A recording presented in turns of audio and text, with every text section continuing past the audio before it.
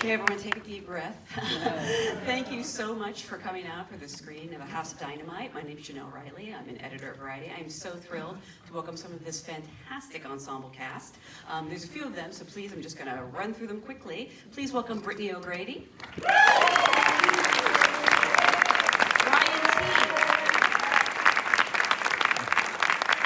FITZGERALD. JONAH HAUER-KING. GABRIEL BASSO. TRACY.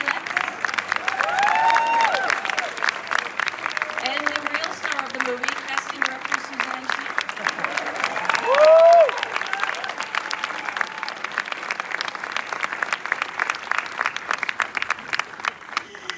Thank you so much for being here. Congratulations on, I should send you my therapy bills, but just a fantastic, fantastic movie. This is an audience of your fellow SAG-AFTRA actors. So I always love to go back to the beginning and ask, how did you get your SAG card? What was the job that brought that wonderful membership to you? I was in a movie called Paramedics. I don't know if you remember a movie with the fat boy. Yes! Called Disorderlies. Disorderlies came out at the same time as Paramedics. And Disorderlies is the superior film. Well, I just got, is Paramedics a comedy or is it? Yeah, well, ostensibly, yeah.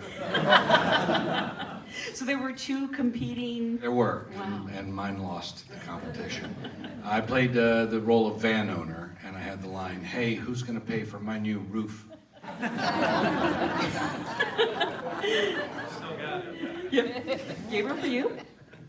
I think after a movie called Super 8, I think I got it after that one, yeah, as a kid. And you had to struggle for years before you broke through in that. How old were you? I was 16, or 15 technically.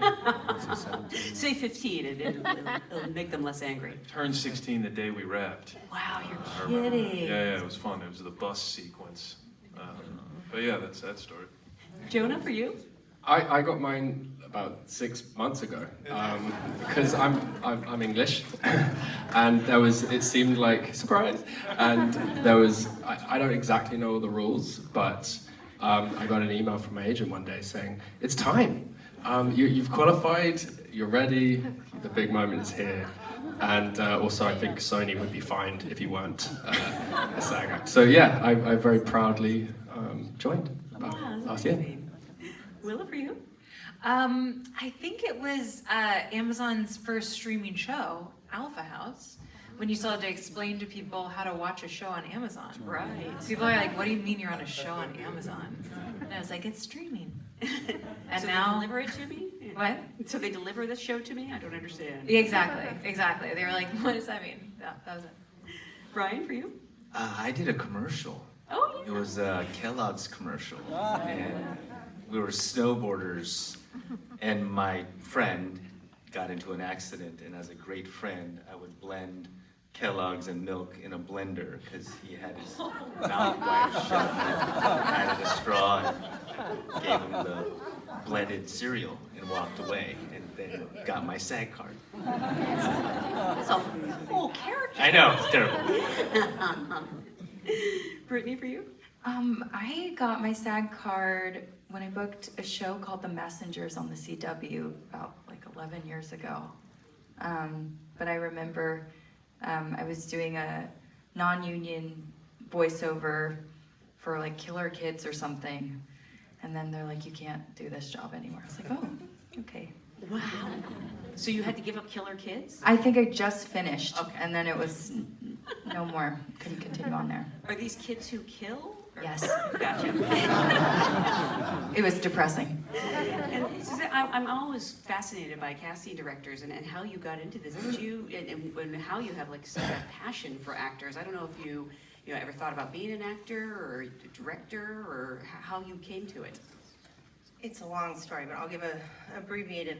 I had an obsession for all things storytelling, filmmaking. I would like sneak out of my room at night and watch the 8 VHSs we owned over and over.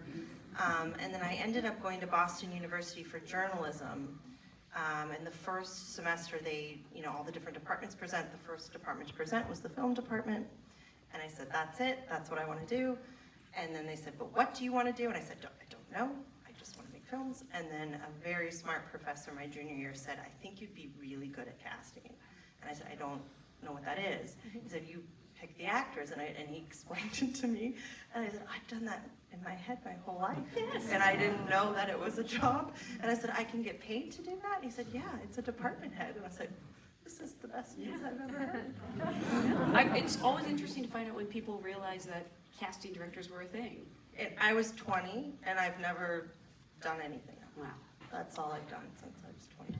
Yeah. And you have put together some amazing ensembles before. I'm curious with this one, though. What were the sort of the conversations you had with Kathryn Bigelow about, what specifically you were looking for when assembling this cast? Credibility, really, and just, as close as we could get to what we thought the actual person would be without it being based on an actual person. Like, we studied the job of each of them very closely and then said, okay, who do we think would be really credible? And then also, as you see, there's some beautiful, human moments tied in, so we relate to everyone for even just these glimmers and moments, and people who could handle that quite quickly and connect with the audience quite quickly, given they have such a short amount of screen time. So it was tricky, but luckily.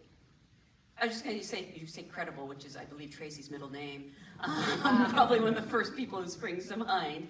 And in addition to being a great actor, you're a pretty good writer.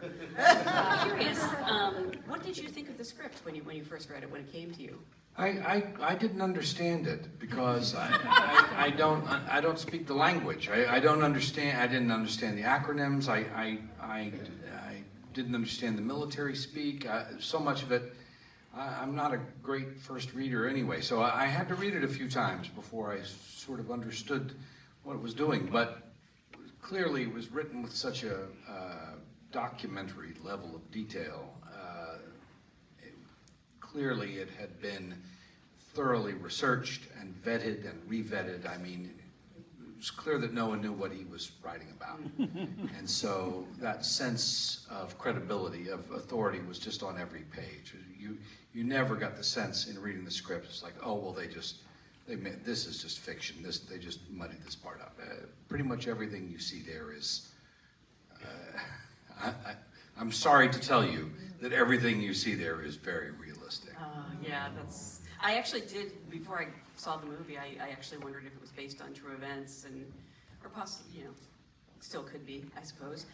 Sorry, I didn't mean to bring everyone down. This is, though, it's set in such a secretive world, and we really get to see all sides of it with these characters.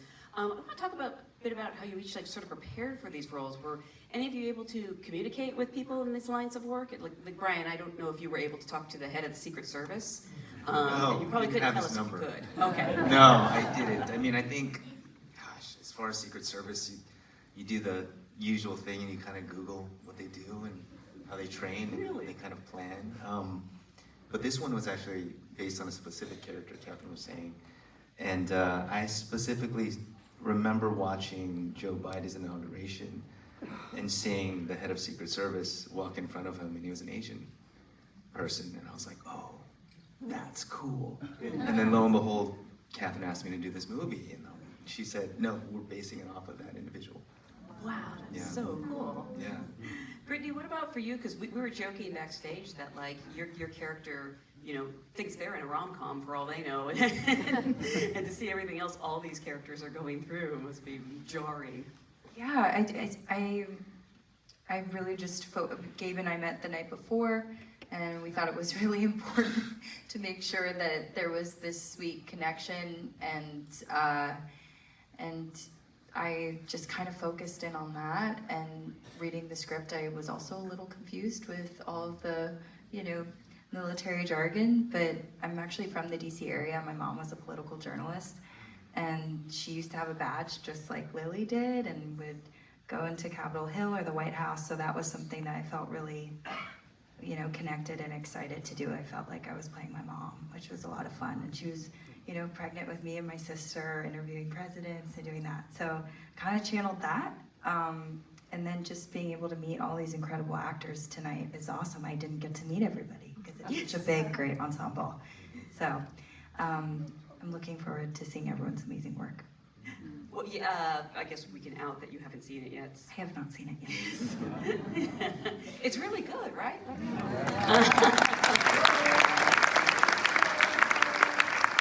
Well, Brittany, Gabriel, and Jonah, you have a very unique dynamic together. I'm actually curious how you built that. You met the night before, there was no rehearsal or anything? Yeah, no, we just met and it was, I don't know, we just talked and tried to develop some sort of rapport and, you know, understanding of what, you know, that would be like to just go to work. Yeah, it was pretty cool. That's why I'm curious. Did any of the actors do, for lack of a better word, chemistry reads with each other? No, not ahead of time. We did for the people who were in Stratcom and the White House Situation Room do a pretty extensive rehearsals just so they could sit with, like, we had people who actually, not quite exactly Tracy's job, but people who sat near who would have been the general, and they got to spend, you know, what was it, almost a week, I want to say, in just a couple of days. I can't remember. If I wasn't there. You were there, I promise. Oh, You were there. I have no. No, but just you were there the first time. I'm not cursed by these things you people call memories. Okay. But the two gentlemen that sit behind him the entire movie actually did those jobs. So- 3-star general and a 4-star general in the room with me at all times. Yeah. So, I mean, it's just, for an actor, it's like, that is the research, right? They're right there. I can turn to them in every take and say, would I do this, would I do that? What's my objective? What am I trying to do? What's the job? What's out of line? Of course, most of what they said is, you're the general, you can do whatever the hell you want. And then for the Situation Room, we had a former director at White House who sat and talked to everybody and walked them through it. And they literally would get down to, wait, would I pick this line up first or this line? Like, it was so technical and specific, and I think it shows. Yeah. It just, I kept reading these reviews. It's like, it seems so credible. I'm like, because it is. Like, every moment and everything was thought out, down to just like the tiniest detail. Are they appearing as actors on screen as well? Where did you find them? Do you put out a special casting call? Or? They were experts that were found through Kathryn and Noah's initial research, and then they were on set, and we just said, well, instead of casting people to play them, why don't we just put the real people? And they luckily both, you know, said yes and did a great job, and like were able to do it on camera, because you know, some people that would be very daunting, and they're like, okay, sure, and they were fantastic. Jonah, playing like a presidential military aide, I feel like that's such a specific job. How much did it help to have, you know, these real people around? It led that authenticity. It was great, yeah, because they didn't let me anywhere near a strike advisor, the real deal. It's such an interesting, strange job that guy does, or whoever's in that position, because their job is to really just be there and to be trained and alert and focused, and follow the president around. And most of the time, don't get called into action, or really ever, they never get called into action to do the thing that they're actually trained to do. And kind of like Brian was saying, if you start looking really carefully at pictures, and our wonderful costume designer showed me a picture of the guy that was doing the job at the time, and you can just see them in the background, but they're kind of there as a ghost, you know, they're not there to be noticed for sure. And it's kind of an interesting psychology. Someone said to me tonight that the best way for an actor to understand it is like being an understudy. It's like you need to be so ready, you need to know everything, very alert, very focused, very prepared to go on stage. But actually, most of the time, if you're going on stage, it's probably not, it might be for a bad reason. So yeah, just did a lot of research around the kind of people that would be in that position. None of them are British. No. No, none of them. And I don't know, like, I don't know. Yeah, the thing is, my agent, who's here, he told me that he was trying to really convey to, maybe you didn't even care, but conveyed that I was actually half American and had a great American accent. And I thought, oh wow, yeah, Kathryn must really just only want Americans. And then I showed up and actually, other than these lot, pretty much no one else is American. It's because it was Jared and Rebecca and Idris and, Right, of course. you know, I was like, oh, it's because no one else is American. That's why they need to be. Yeah. Yeah, I was actually going to ask, was that important? But I guess not. No, it was just great actors. That was the bar. Yeah. Can you tell us why Brits are so much better at doing American accents than we are? That's not true. Not fucking true. I'm tired of this lie. Name names. It's because we won. Guys, I'm outnumbered here. I don't know what to say. Willa, I'm curious for you, because if there's any kind of like an audience proxy, it's sort of your character. We're like wondering as she's wondering what's happening and what's going on. Is that like a perilous place to be as an actor? You know, to be in that kind of that constant like I just spent 2 hours with this movie and I needed a massage. I can't imagine what it's like living that on set day to day. Well, I was only on set for 3 days. Okay, 3 massages. You know, only 3 days of that. I mean, I think, well, I guess, yeah, she is an audience proxy, but I feel like you don't often really think about that part of your job when you're looking at it. I was kind of just, you know, I had a friend who actually worked in the White House as, you know, in that sort of similar position. Talked to him a lot about, you know, what that would have been like and the you know, because I think she's also an underling in a lot of ways. So she's like maybe an audience proxy and also someone who does not have a lot of power, whereas we see a lot of other people in this movie who have a lot of power. And so I think that is probably why she feels like an audience proxy, because she can't control anything that's happening around her. And yeah, and then you just let it happen. I am curious because you're dealing with such tense material, but I also know sets can be a very different atmosphere. What was it like on set? Was there levity? Were you, you know, constantly stressed out? No, there was a lot of levity. I mean, Kathryn is such a calm presence. She's not going to scream. She's just the calm at the center of the storm. Every direction she gives comes in the form of a question. Do you think we could do this here? What do you think this moment is about? Her interrogative process is just very open and inviting to other people to collaborate. So yeah, sure, there's plenty of room for laughs. We had a lot of laughs on the set, yeah, as I recall. I was going to say, were any of you in scenes with him? You might have a different take. I wasn't. But I had Idris, he is a laugh, and aside from being incredibly presidential and charismatic. Did you guys judge each other's American accents? Yeah. Yeah, I was giving him notes the whole time, man. No, I was too scared. I was so focused on my own one. But he is amazing because he does switch from being, you know, this character who's in this unbelievable position and is so convincingly a kind of very like a charismatic leader version of a president, and then is also very vulnerable in the film. And then when they called cut, he's just the coolest dude. He's like shaking everyone's hand, like knows everyone's name. He was, yeah, really nice to be around. I mean, I'd vote for him. Just saying. When you are casting the president, though, like, what, you know, was Idris like one of the first people who sprang to mind? Because I see it. You say it, and I see it. We talked about it on my very first meeting. Really? Technically my first interview. And both Kathryn and I landed on, now that you've seen the movie, I haven't been able to talk about this for so long, that you hear him for 2 of the acts, and then you see him. And the thought was, Idris Elba in an American accent that you haven't heard him do before, very different than Stringer Bell. And then you reveal to him. And my dream and hope was that, you know, we'd keep Idris a secret and no one would know he was in the film, and of course that didn't fly. But I spoke to someone the other day who saw the film and just hadn't looked at the press and didn't know he was the president. And when he was revealed, she said she audibly gasped, and the person next to her was like, "You didn't know he was there?" And I was like, that is what my hope is for, maybe people not in the industry who don't follow things as intensely as we all do, that they get to see and they get that moment of like, oh, it's him, because it's not a necessarily recognizable voice because of how, we worked really hard on design, like figuring out where that accent should land, and we were sending clips back and forth for months just to figure out where it'd be a great place for it to land. And we talked about him from day one, and then he was completely unavailable. And then we just said, but we can't, we've got to figure it out.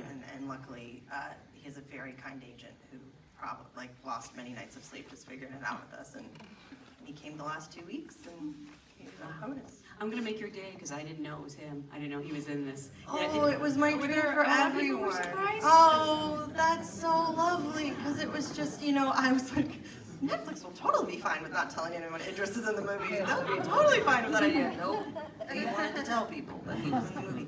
So that is great, because it was by design, hoping that it would be a fun moment for people to go, oh my gosh, it was him. It's funny that because I actually tried to go in as blind as possible, and I was telling Tracy earlier, I recognized his voice before I saw his face. You did? Interesting. Yeah. I mean, there is a distinct quality there that no matter what accent it's in, Yeah. if you know him, it's hard to disguise, because he's, All your characters kind of start, Gabriel, maybe yours more so than anyone, when we first see you, he's already at like an 11. And then they just have to continue to get more and more stressed out. I'm sort of curious, because I don't know if you shot at all chronologically, how you track that as actors, where you are in scene to scene, moment to moment. I sort of had the benefit of being, like, my stress was relative to the environment I was in. So PIOC was very clearly those scenes.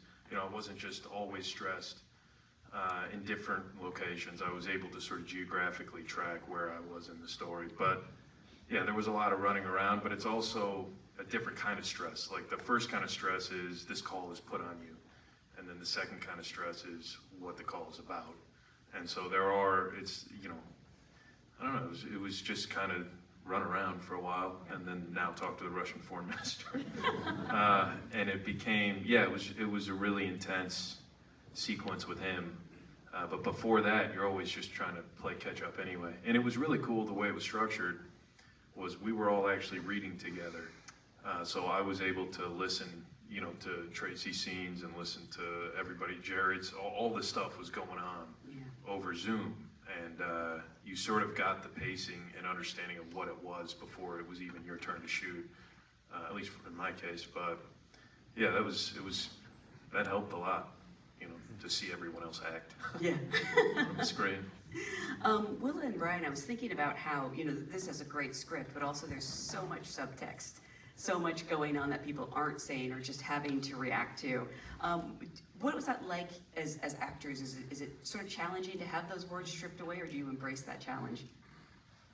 I completely embrace the challenge. I think it's the context in which you want to develop your character, is kind of your own personal secret and your work within itself. I think something that Kathryn really wanted was this, and you guys saw the movie, I haven't seen it yet either, this pivotal moment where the president Idris leaves from the helicopter and my character's kind of stuck in the bottom. Oh, they cut that out. Oh, then never mind. Forget it. I'm pretty sure that moment's in the movie. It is. But within the given context, I think, she really wanted the audience to feel for that character that was being left behind. And so all of that work with 0 lines was more about filling whatever that you needed to kind of feel a full character and live in that moment. So I dug into, my personal life, as I think most actors kind of first and foremost go into, and that kind of filled the well for those moments. Willa, similar for you? Well, I mean, yeah, I think everything's subtext. I think that, regardless of how much you're saying or not saying, I think that's an essential part of any preparation for any part. And I think, I don't know, I think it was interesting, especially in with this character, to be alone so often, but talking to people who were not characters, who didn't have lines, who I was just having fake conversations with. And I think that that's actually some of the more challenging, that to me is more challenging than subtext. That is, you're playing another character on the other side of that phone call because it's not scripted and there's no one saying anything back.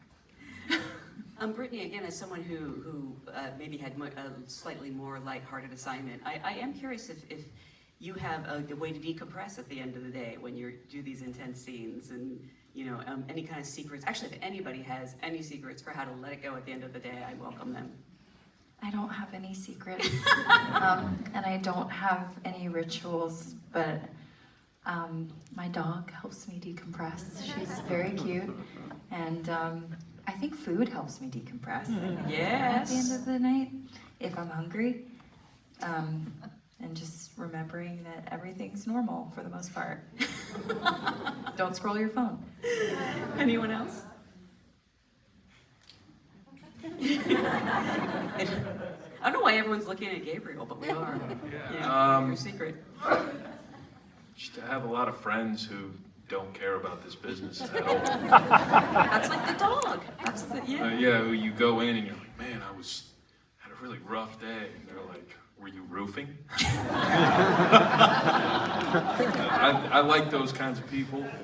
It is challenging, but it is good to be able to put this business in context of it being, your job is to make it real, but it's not real. Yeah, absolutely. And to not, put it in context of what it is, Yeah. Well, sorry, go ahead. No, I was just gonna say I have it very easy because I have a 10-year-old at home, and she just is the complete reality switch. Like, this is it. This is my world. This is everything. So, I'm not saying go out and have children, but I'm very lucky in this right.